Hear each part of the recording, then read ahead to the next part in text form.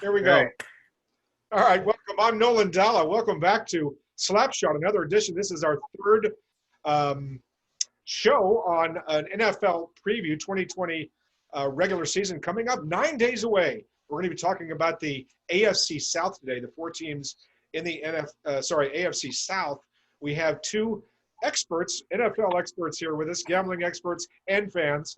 One is from Tennessee and the other is from Indiana. So it's really nice to have. They're longtime friends of mine. You've seen them on Facebook if you're connected to me. They are never short of opinions. So nice to have you both on. Let me introduce both of our gentlemen here. We have Eric Schneller. Eric Schneller from Indianapolis, Indiana, a longtime poker player, former professional poker player, lived in Las Vegas and now back in the heartland of Indiana, married, very nice, very successful business. Nice to have you with us, Eric. It's your second time on our show. Welcome. Thank you, sir. Just going to have to keep doing this once a week so I can see your face. Really good. Look, I'm in Vegas. You defended the Indianapolis 500 very well last week, and they had a successful race, so well done. Thank you. Our other guest is Antony Vidmer. He is a film director. That's how I've met him. Actually has directed movies that maybe you've seen. Lives in Nashville, Tennessee. He's a graphic designer, web developer, filmmaker, and recreational poker player. He built and sold his advertising and corporate communications firm in 1994. And his interest in poker led him to write and direct a movie that I have seen and had something to do with a little bit myself. High Roller, the Stu Unger story, directed by the man right there, Antony Vidmer, was released by New Line Cinema in 2005. And something that a lot of gamblers have seen for sure. So here's the director that made it all happen. And a lot of that was filmed in Nashville, where Antony lives. And he's also a Titans fan and a longtime fan of football and football betting. So welcome, even though you grew up, by the way, I believe in New York as a Giants and Jets fan, but we will not hold that against you. Welcome, Antony Vidmer.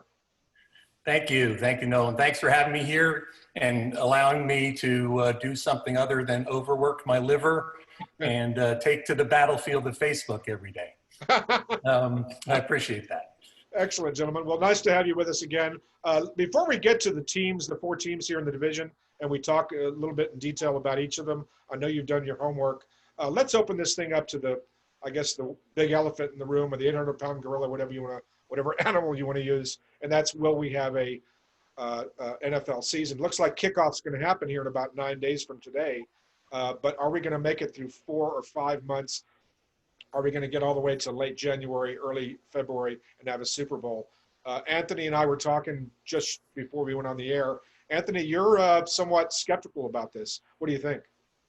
I am, Nolan. I think that beyond the COVID thing, which obviously is a big deal and can change things in an instant, certainly the political environment is not cooling down. If anything, it's getting hotter.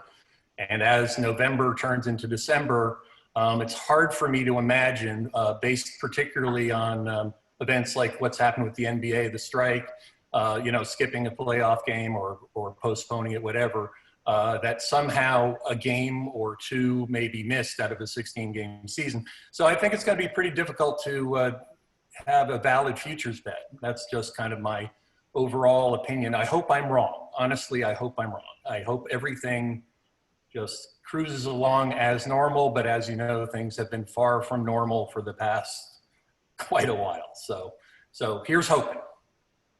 Eric, I know you have an opinion on this as well. Yeah, actually, I think from a gambling standpoint, which it tends to be more my area of interest, I think it lends a lot of opportunity to the contrarian bets.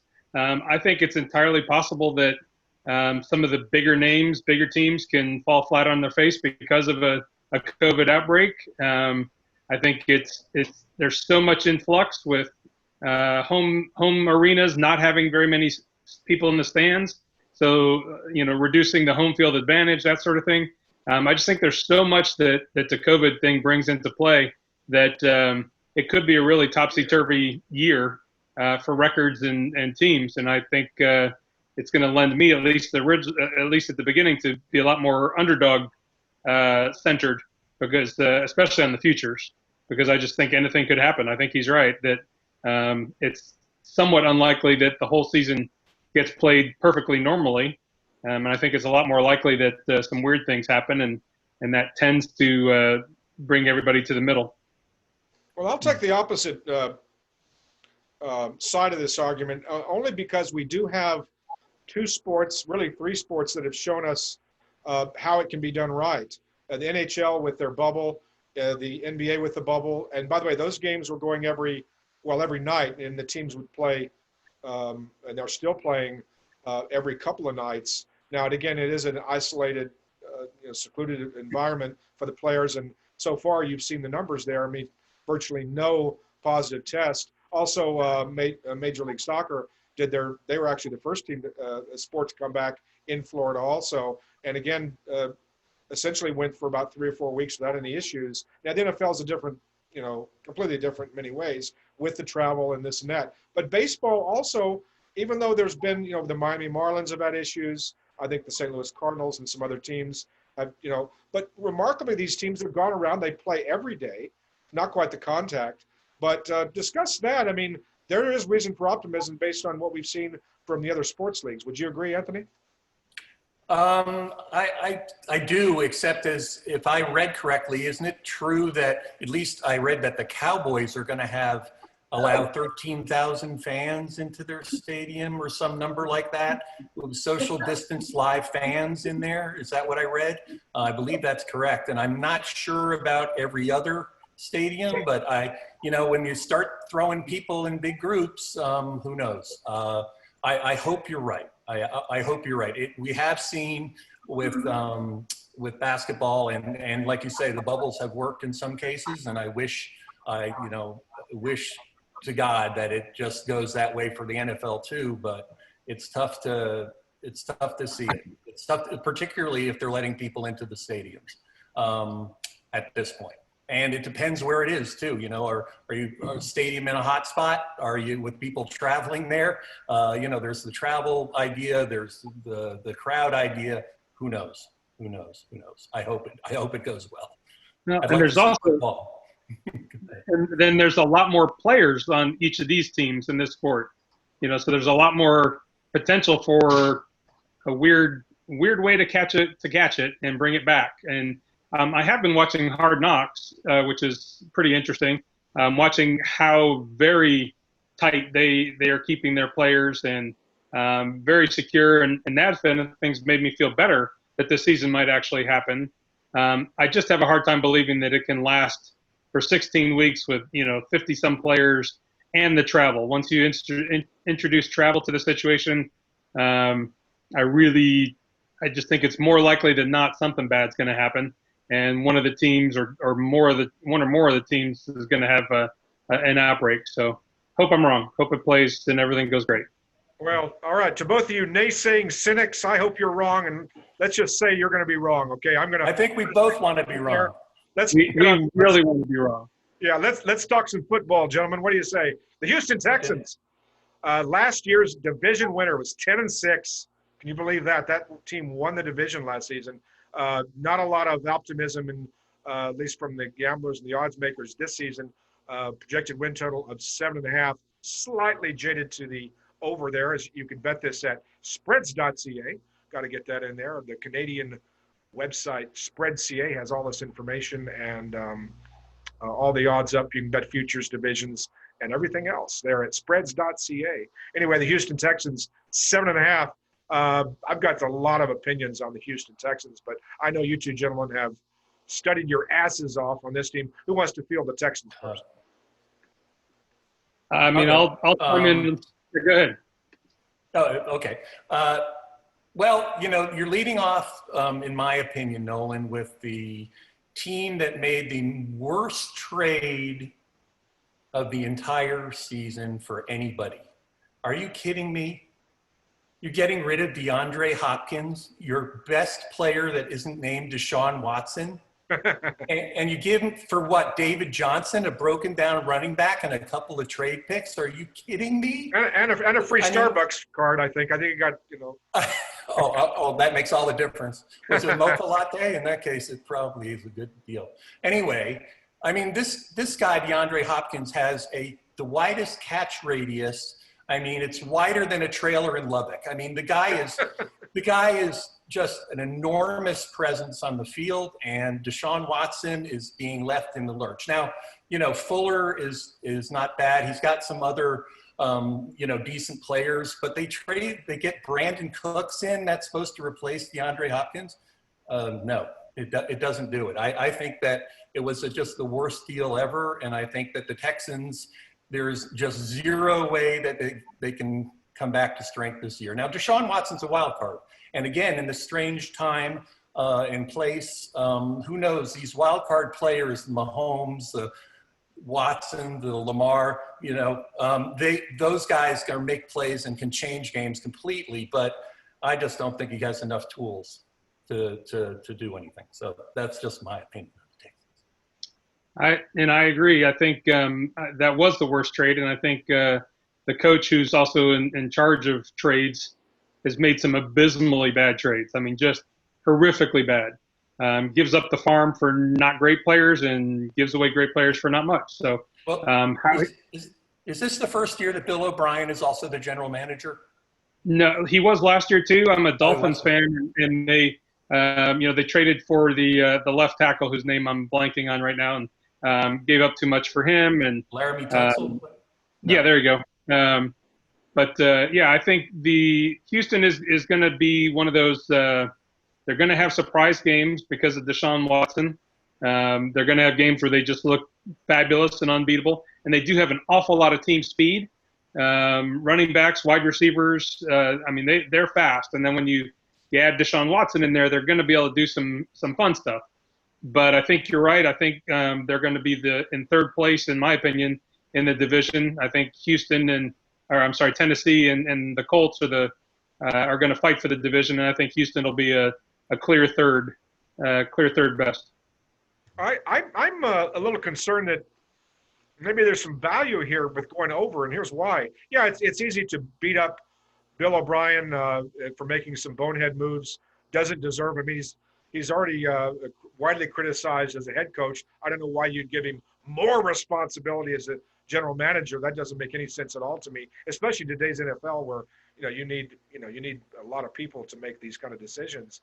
But that said, poor coaching in Houston, he's catching a lot of fire from people that I've talked to down there, and you're going to see some big numbers from Deshaun Wilson at quarterback. I think he's going to see just monster numbers, especially if they're playing from behind on occasion. They're going to roll up some stats, but there are going to be a lot of close games. The Texans just seem to play a lot of close games historically. The defense sometimes bails them out. They still have a pretty talented defense.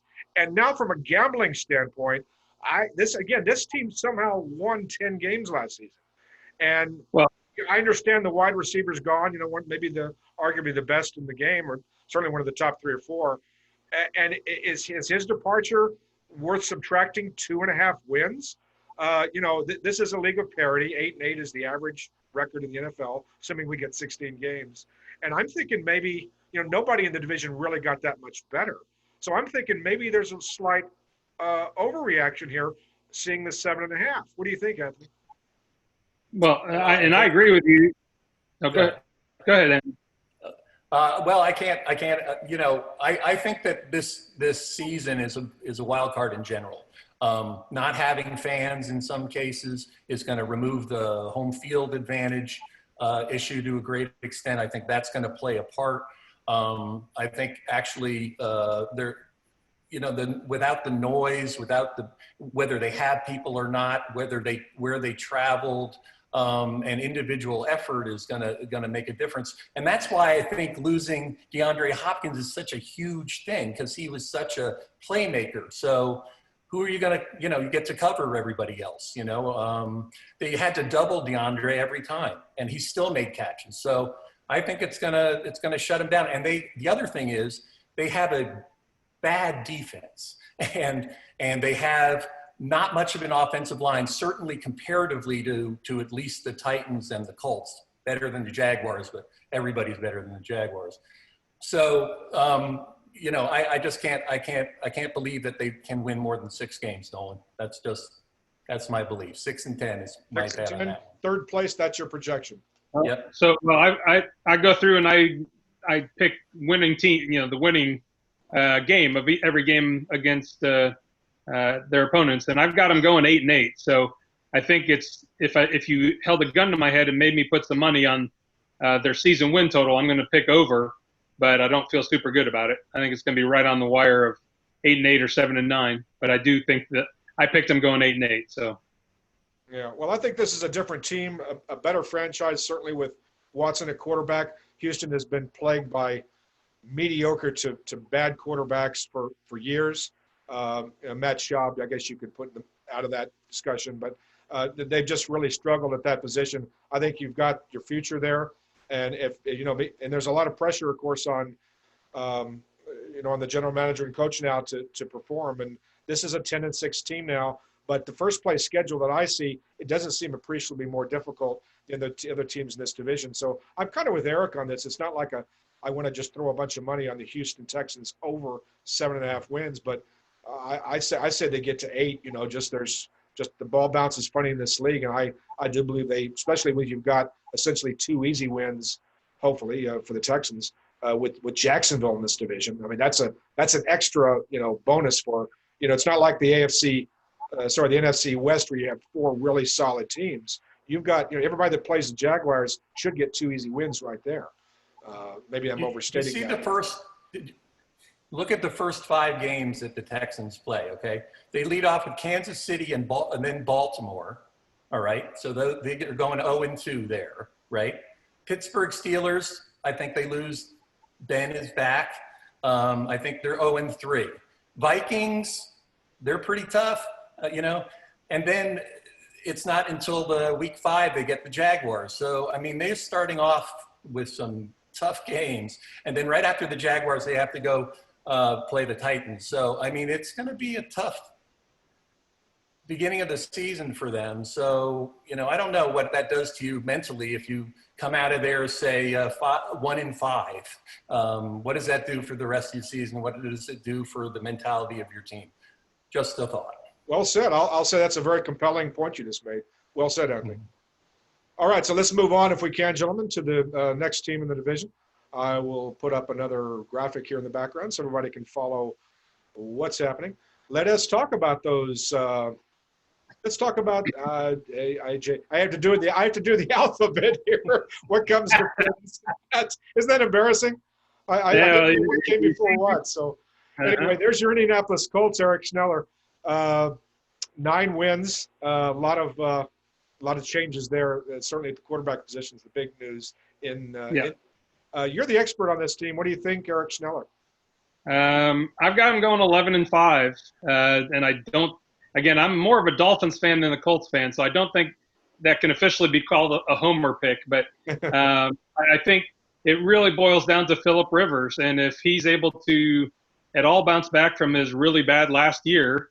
And get back to the way he was the year before, or the way he was when Reich managed him out in San Diego when he was his offensive coordinator for 5 years, and he did really, really well under him. I think they're going to be really solid. I think adding the defensive tackle from San Francisco, DeForest Buckner, is a really big deal, and that's going to help their defense a lot. But I think the big deal is Rivers, and it's going to rise and fall with how well he does. If he is even just decent, doesn't have to be as good as he's ever been, just not a disaster like he was kind of last year. I think they're a lock for 10 or 11 wins. Anthony? I think that's it's not bad analysis at all. I think it's a very good analysis. One of the things I guess lead with here too is that unlike the Texans, the Colts start with playing the Jaguars, the Vikings, the Jets, the Bears, and the Browns. Yep. So they very easily could be looking at 4-1 going in the first 5 games, letting Phillip Rivers get his feet under him. Because again, one of the things we haven't discussed very much yet is the fact that there's been no preseason. So especially for young guys, not having the full speed, playing in the games. I think that's going to make a difference. I think that being a veteran is going to be important. The fact that you've played full speed for all your career, you know how to do it. Some of these guys coming out of college, these young guys are not going to know what happened when they get on the field for the first time for real. They've been scrimmaging otherwise. So that's going to be very interesting. But again, the Colts have arguably the best offensive line, them and the Titans, but the Colts may have the best one in the league. So that's really going to help Phillip Rivers. But then again, Phillip Rivers is 38. And, guys from his draft class like Eli retired. So we're looking at the retirement age for most of the people that, at this point. So who knows? And he had a terrible season last year. Now, maybe he's just down in the dumps because he hasn't won for as long as he had with all the expectation that he had. But new team, new life. People like Drew Brees go to new teams and they're a whole new kind of player. So who knows? He has a couple of good running backs, this new Jonathan Taylor. This kid, wait to see, he was a workhorse, in college. And of course, Marlon Mack is there too as well. The kind of the weak spot, T.Y. Hilton is good. And they did draft this kid from USC, Michael Pittman. So it remains to be seen whether that's enough weapons for them offensively. But again, they're going to be able to run the ball, really good line. Phillip Rivers is going to be a good game manager. That's what veterans do. Look at Tannehill, what's happened to the Titans with a good game manager.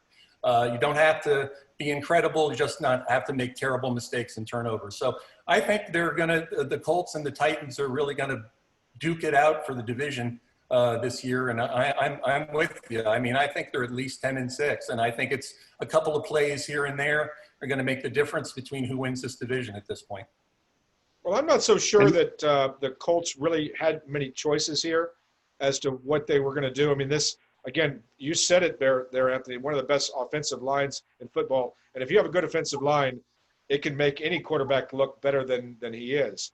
And Jacoby Brissett, if you look at his stats from last season, he was not a guy who ever threw for, 450 yards a game and lit up the scoreboard. But, his touchdown interception ratio was very positive. Pretty good game manager who showed improvement over the course of the season. And, people are expecting somebody just to come off the bench. Andrew Luck just basically left the franchise high and dry, 2 weeks before the season started. And then Brissett's supposed to come in and all of a sudden run the whole team for 16 games. Under the circumstances, Brissett did not do a bad job there. I think Frank Wright's a very good coach. But now Phillip Rivers is coming over, who hasn't shown any desire to play the game in the last couple of seasons. And I'm thinking this is the 2020 version of Joe Flacco. Joe Flacco looked really good in Baltimore for a number of seasons, then just seemed to just flame out, just no sense of leadership or desire or passion for the game. Wasn't the guy that you wanted to have the ball when you're down by 5 points with 3 minutes left in the game. There'd been an interception or something late. And the Phillip Rivers is very much in that category. Roughly the same age, somebody who, he's got to go play somewhere. He needed to get out of L.A., and that was the first phone call he got. So I think that people in Indy are maybe thinking, oh, John, you look at all the stats of Phillip Rivers, and he's going to come and, throw for 38 touchdowns. And I don't see that happening. In fact, I consider this a very lateral move, if anything, at quarterback. So am I saying under on the Colts? Not necessarily. I think 9 is probably the right number here, but I'm not as bullish on this team as a lot of people are. Well, and let me say too, so I don't think he's going to have a big passing year at all. I don't think he's going to need to. With the massive, wonderful offensive line we have and the 2 great running backs, and they've got a third running back who's caught over 100 passes in 2 years, Naheem Hicks. So, he's got a ton of options. He's got a great tight end in Jack Doyle, who's been an All-Pro. Got a guy who's come over who used to play with Reich over in Philly, Trey Burton. He's going to have a lot of options. He and Reich have been together before, Rivers and Reich. So they should be able to kind of speak shorthand and get game plans going together and on the fly and make changes and understand each other. And I think he's going to be a 225 yard a game passer. Not very many touchdowns. I think they're just going to run the snot out of the ball. I think they're going to pound other teams. and they're going to love it, and that's going to be their identity. I mean, the Colts love when we do. The fans love when that happens, and I think I see that in Reich, and he's going to have some plays that he's going to bring. I think he's going to bring Brissett in for 4 to 6 plays a game too, and throw some wildcat type stuff at other players or other teams, just to make them have to keep that in mind and make some adjustments for that. So I'm looking forward to it. I think it's going to be a solid year. I don't think he needs to be great. I think Rivers just needs to be decent, and the team itself will do what they need to around him. Anthony? I think it's a very good analysis. I agree. When you got the best offensive line in football, give it to your workhorses and keep the ball. I would think that with that kind of strategy, if they're going to do that, I would lean especially in early games, to unders on point totals. That would tend to make me think that's what you ought to do, because they're just going to run it.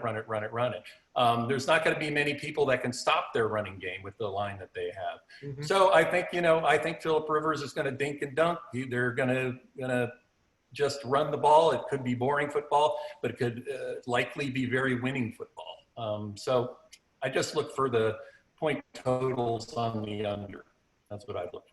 All right, very good analysis. Very good, gentlemen. Antony Vidmer and Eric Schneller, my guests here on Slapshot, brought to you by Pointspreads.ca, also Spreads.ca, big betting site out of Canada. So if you're north of the border or somewhere around, not in the United States, don't take bets there from Americans, but anywhere else you can bet at Spreads.ca. And we're about halfway through our show now. This is what I call the halftime segment. We take questions from listeners. I've got a couple here that have come in, so let me switch this over and read what we have come in to our panel of experts. Jerry Saltzman, I believe, says, he's asking about the, when you see, it's a kind of a long question, so I'm going to put it together. He's asking when you see the over or under win total jaded, say that said like the Colts were minus 135. Now what that comes back with is if you bet the over on a 20-cent line, it comes back at plus 115. So just to make sure people understand that. So if you're betting the over on the Colts over 9, $100 will win you 115, but 115 will be your profit. And then to bet the under on this, you've got to lay, again, 135. And what he's asking is should this these prices affect your handicapping? It's easy to say should they win or not win 9 games, but what about when you figure the pricing in on these teams? Who wants to field that one? Go ahead, Eric. I would say that the VIG should never determine if you really feel like you have a winner. VIG doesn't matter in some regard. You bet who now should you be betting if you're just throwing a bunch of money out there for the sake of having bets on, then sure, maybe the VIG can take it some import to you. But if you're betting, only a few bets, you're only betting the smart picks, your 5 or 10 season totals, something like that, then no, you bet what you bet and you look for the best price at maybe different sites, but you still bet what you think is the right way. Basically what Eric said, as far as I'm concerned. Basically, you're looking for smarter picks where the VIG isn't going to really count. If you're playing such razor tight margins that 10 or 15 bucks, for your 100 is making a difference, you're betting the wrong bet, in my opinion. Unless you're forced to bet every bet, then of course it does make a difference. I mean, if you're, but otherwise just stay away from those that are that close where it might make a difference. That's what I would say. Okay, Robert. It's kind of like, yeah, go ahead. Sorry. I was going to say, I would liken it to you and I made a small wager last year for some folks where we're like, just get the best odds on the board. And we took the Steelers at 22-1, when Cleveland was like 11-1. So clearly the better bet at that point was, you take it, you don't think it's going to win, but you take it because it's got a better bet. So like what Anthony said, if you have to bet every game, then sure, you're going to pay attention to the VIG. But if you're making smart bets, it doesn't matter. All right, I got a question about T.Y. Hilton. You guys into fantasy football at all? I got to admit, I'm I used to have a radio show here in town for about 5 years on local radio out for fantasy football called The Regular Guys.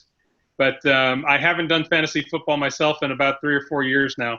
It became a job, even though it wasn't.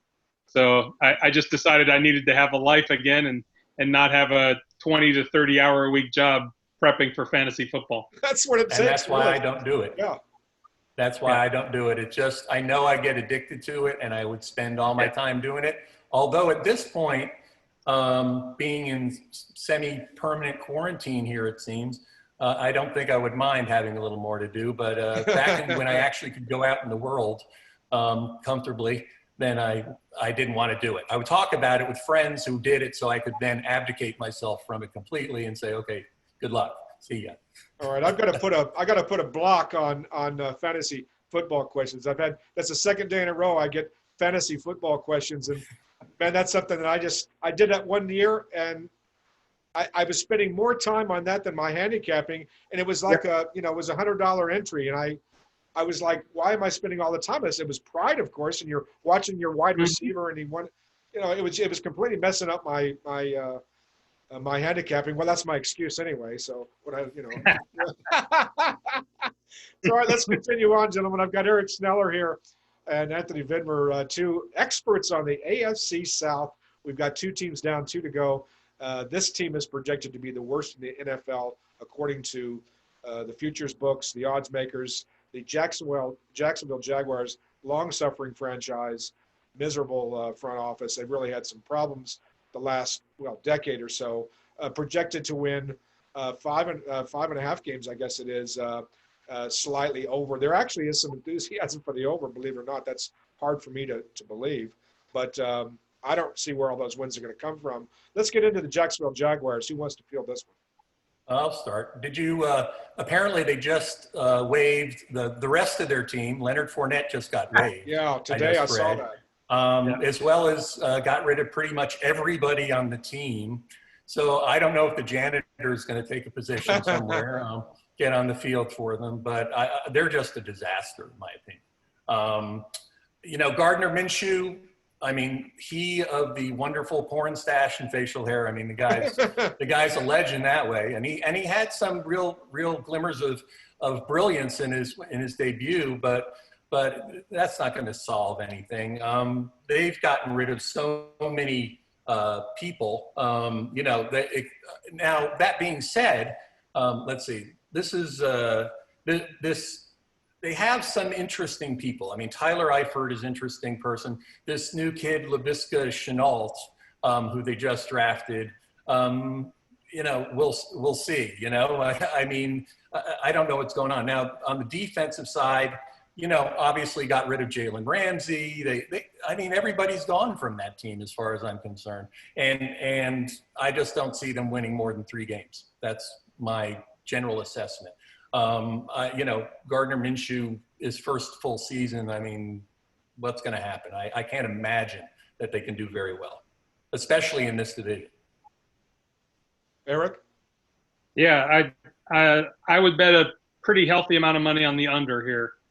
They just traded Ngakoue away up to Minnesota. Mm-hmm. They cut Fournette.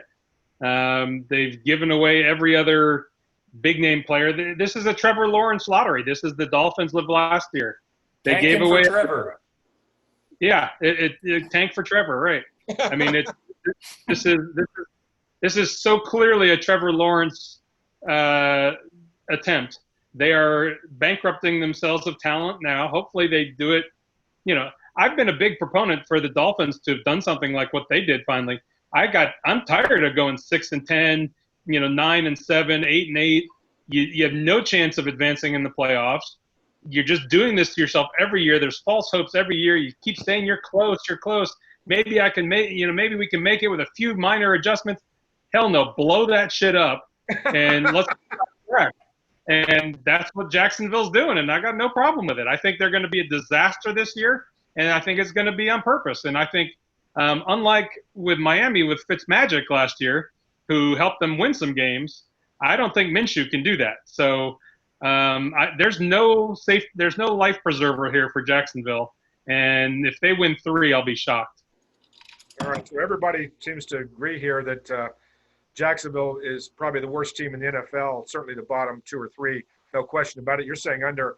I've got to, again, play contrarian a little bit here.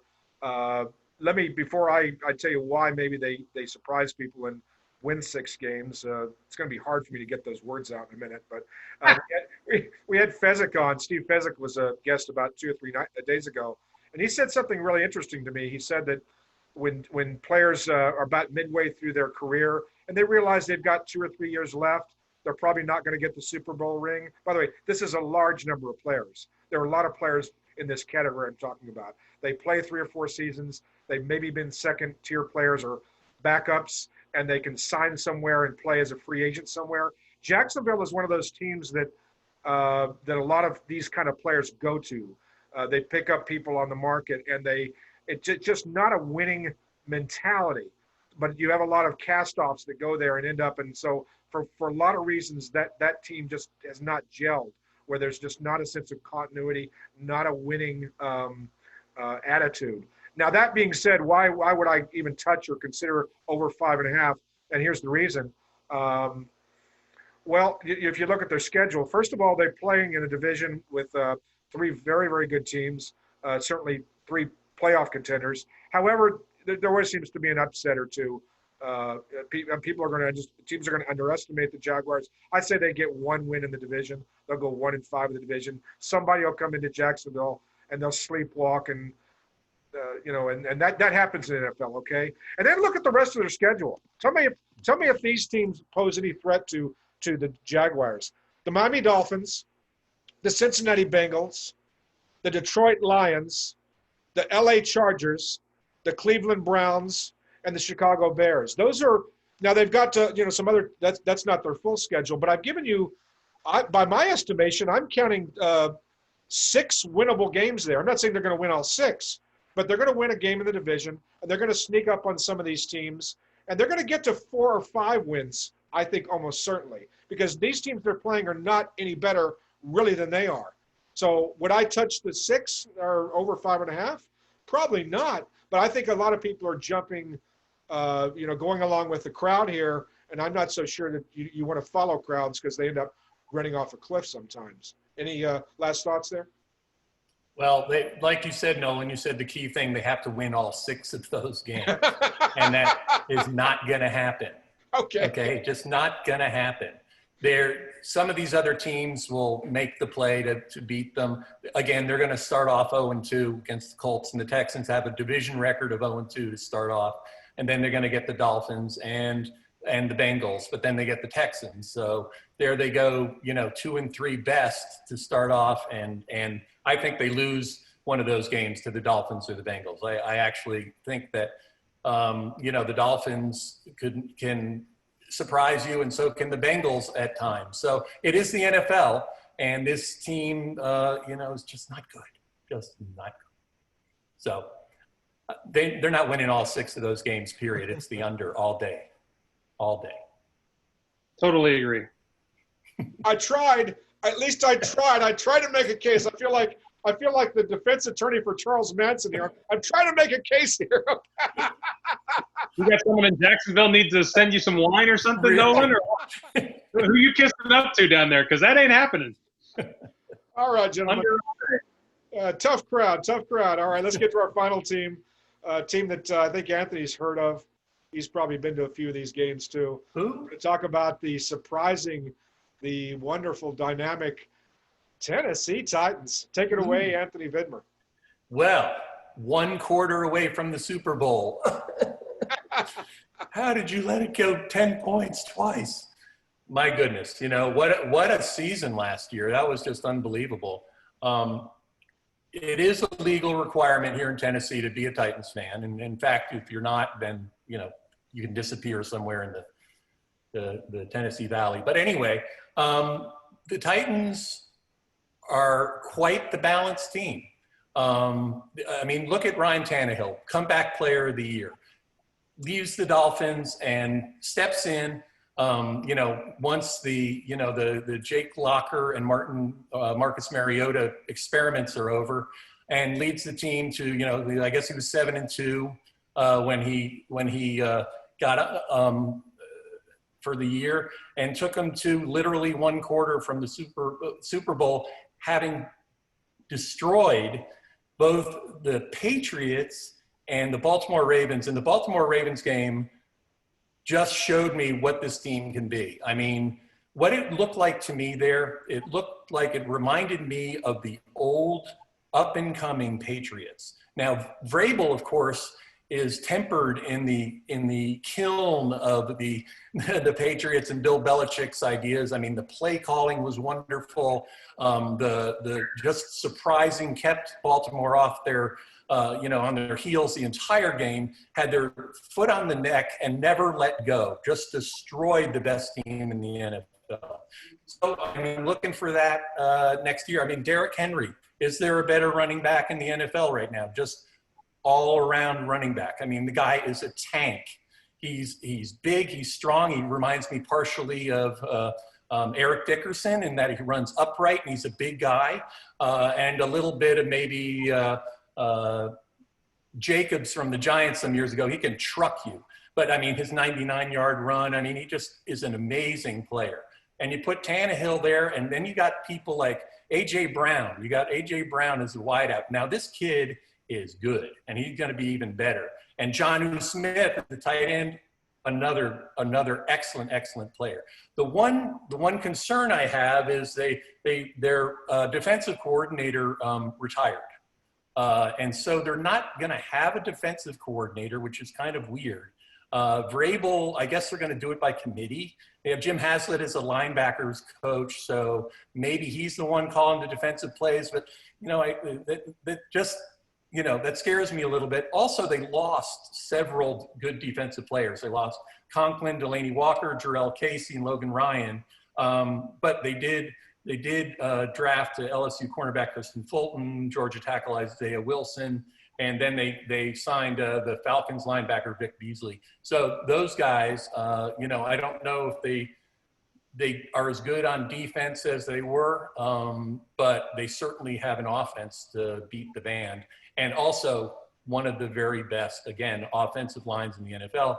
So I see them, again, duking it out with Indianapolis, and based on the, looking at their schedule, I see them starting off fast, 3-0, with the Broncos, Jaguars, and Vikings, maybe even 4-0 before they get to Buffalo and maybe lose that game. But 3-0, 4-0 to start with. I think they start off fast, and I think they roll into the playoffs. I think both the Titans and the Colts are going to make the playoffs, one winning the division, one is a wild card. That's just my opinion. Excellent. Eric? Well, so talking about the over-under of 8.5, I had them winning 10 games, so I think over is the pick. I think with their offensive line, like Anthony said, and their running game, and I think Tannehill's a really good quarterback. He's not upper echelon by any means, but he doesn't make a lot of mistakes. Even when he was in Miami, he was very solid. It was the team around him that just sucked. So even when they were bad, he wasn't. So I think, with a good team, he proved what he can do last year. And I think that's who the real Ryan Tannehill is. I think they should easily be able to win 10 games and possibly 11. So I love the over on the win total. Yeah, this is one of the rare times I think we're all three going to agree. When I saw this now it's 9 in some spots. Okay, I'm using Spreads.ca out of Canada that has 8.5. Slightly, well, you see it's slightly jaded toward the over, but I don't know why this isn't 9.5 or maybe 10. If you look at this team, especially offensively, defensively they got some issues. And Anthony mentioned that losing the DC. They lost the DC off of a team that gave up a lot of yards and points, and they still outscored and went on a roll. So if you look at the 10 games that Ryan Tannehill started last season, last 10 games of the 2019 season, who was the top-rated quarterback in the NFL last 10 games of the season? It was Ryan Tannehill. Who was the NFL's leading rusher last season? It was Henry. I mean, right there, passing game, running game, what a combination that is. And all those games went over, by the way. The Titans used to be known as this grinded out, tough, kind of boring team. Certainly under Mariota they were, and a complete different team look that just rolls up yardage and points. So, they're going to outscore a lot of people. I think this is kind of the, in some ways, this is the major threat along with the Ravens to the Kansas City Chiefs in the AFC. And I don't understand why this total is not 9.5. This is my second best. I'll get to the best one later, but this is my best, second best bet as far as a season win total. Crush this over 8.5. Agreed. All right. Any final words there on the division? Anything that you say that, hey, we forgot to talk about this, or you forgot about that? I have a question for you, Nolan. Sure. Okay, I see you're working for a Canadian site. Do you get a provisional citizenship with this job, I hope? Well, we're actually through Pointspreads, which is a news site, the news site of Spreads.ca. We don't actually take bets, of course, me or anyone else. We have a news site which is called Pointspreads out of Canada, which is a news site and news gambling, as most many websites have nowadays. I'm not personally running any of the gambling sites at Spreads.ca. And by the way, most of the action at Spreads.ca is NHL, as you can imagine in Canada. And I think actually, for people that are in the States now, if you're in the U.S., you cannot bet on this site. But, there are what I call weak spots with some offshores. When I say offshores, I mean non-American sites, non-Las Vegas online applications. They're slow to react to lines. Maybe they don't know the sports as well. I'm not saying Spreads is one of them, but there are opportunities to make money out there. And I'll just lean over here for a moment and look at that 8.5. Anybody who's still got an 8.5 hanging, I think that's low fruit, and you should grab it. Agreed. All right, so gentlemen, let's wrap this up by first of all saying thank you. Good guest here. I knew you guys would be outstanding, and you surpassed my expectations. I have one more question. Actually, I have a question from one of the viewers, and then I'm going to ask my final question to you. Let me bring up the screen here where I can see the question. I think it's from David Hodson that asked something here on Facebook, and he was asking about, excuse me for a second, the wonders of live broadcasting here. Give me just 1 second. Okay, trying to run a switchboard and talk at the same time. Not a good idea. David, you were asking something, and I forgot what it was. I'm going to try to find it. Give me a second here, okay? I know this is kind of weird that I'm sitting here trying to do all this at once. That wasn't the T.Y. Hilton question, was it? No, it wasn't. That was somebody else. Here he is. David Hodson had asked about the Jaguars. We were talking about the Fournette being, I think, released, right? He was released today. Yeah. The question from David Hodson is, why is there no real interest in Fournette? He had 79 receptions last year. I didn't realize he caught that many balls. Receptions last year and a low yards per carry. Of course, he had a low yards per carry. They had a terrible offensive line. What does his release do to the Jags' backfield situation? Talk about a bare cupboard now. What do you think about that? I think it's a disastrous team. This Fournette situation is weird. He was so good in college. I mean, he was such a dominant running back. So all I can think of now with the release, I mean, these guys talk behind the scenes. I don't know if there's personal issues or injury issues that are coming up, but he's had some good games. Again, you said 79 receptions. That's not chopped liver. I don't know. Maybe he'll end up, getting on with somebody who gets COVID. Who knows? But there's a lot to go yet in the season. We'll see what happens. But again, Jaguars disaster, backfield disaster. It's just a disaster. Gardner Minshew is just going to get chewed up and spit out this year. Really. And I don't know if you saw, but when he got cut today, part of the article that I was reading, the reporter had asked the coach about, trying to get something back from him in trade. And they said, we've tried to get a fourth, a sixth. We couldn't get a 7th round pick for him. So that's why they cut him. So there's got to be issues. First of all, just because they're cutting him. Second of all, because the coach is willing to trash him on his way out the door. I mean, that's a pretty indicting statement to come right out and say, we couldn't get shit for this guy, so we cut him. Normally they just say, well, he didn't fit with our plans, and, we wish him well, blah, blah, blah. But, he came right out and said, we couldn't get a 7th round pick for this guy. so we cut him. Wow. Yeah, I Yeah. think that answers. Yeah, that answers. Trevor Lawrence. Go ahead. Sorry, Eric. There's Trevor Lawrence. They're emptying the cupboards. Yeah. So I don't even know who their backup running back is, to be honest with you, because, like I said, I don't play fantasy football right now. But I'm looking at look. I pulled up the roster.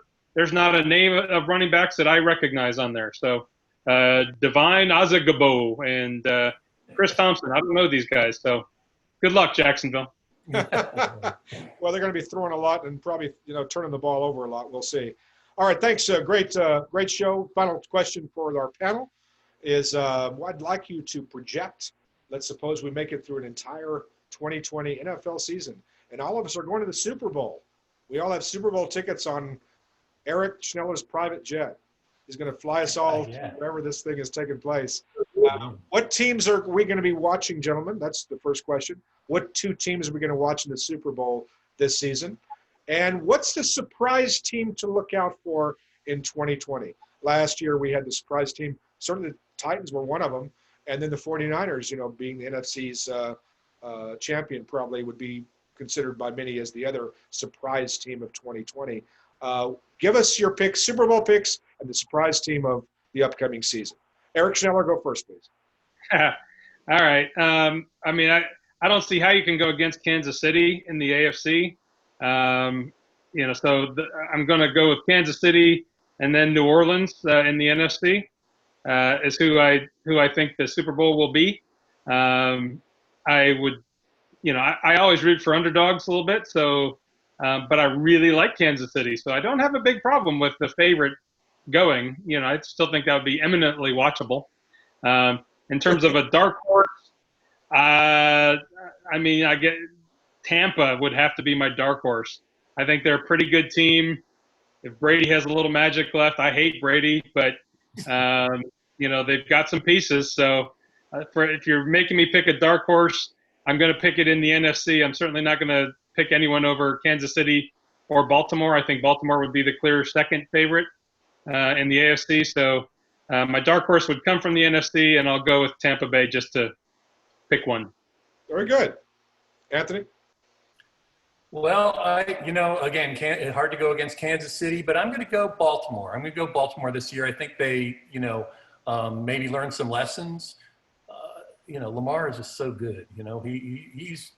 He's as good. I think his stats were better than Mahomes, certainly in terms of running. And the guy's just a Houdini when it comes to that. And they had some good pieces too. But again, Kansas City, Baltimore, that's going to be the AFC Championship game, in my opinion. And, I'd like to, so I'm going to have to call the Titans the dark horse, even though I'd like to see them do what they did. But so often that doesn't happen again after what could be a fluky year. I think Baltimore and Kansas City are head and shoulders above most everybody. I think Titans are trying to get there, so I'll call them the dark horse. On the NFC side, it's going to be tough, but it's hard to. New Orleans is solid every year, and I would agree. I would agree with New Orleans. The NFC is up in the air. I think the 49ers again are a good team as well, but I think the AFC is winning the Super Bowl again, and the NFC, whoever they send, they're not going to beat either one of those teams, Kansas City or Baltimore. I just don't think it's possible. But New Orleans is a solid team led by a tried and true, excellent veteran. They have a bunch of veterans that can weather this weirdness and, good coaching, great coaching. And I think they get all the way there again. All right, great. Good show, gentlemen. I'm going to throw one final horseshoe at you that I believe the Titans and Colts are playing on Monday Night Football this season. I believe I forgot what week it is, maybe week 9 or something. I forgot. Anyway, whatever that is, we're going to have you both back on, and we'll fight it out and do Monday Night Football. How's that sound, okay? Sounds fine. Great guests, Eric Schneller, Antony Vidmer. Thank you very much for joining me. I'm Nolan Dalla for Slapshot. We're doing this every single day leading up to kickoff next Thursday night.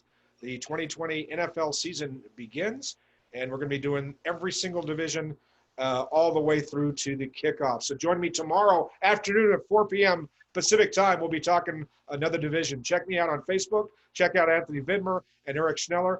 They're very opinionated people on everything. Always worth a read. Thanks a lot for joining me, gentlemen. We'll see you next time here on Slapshot. Thanks, Nolan. Thanks, Nolan.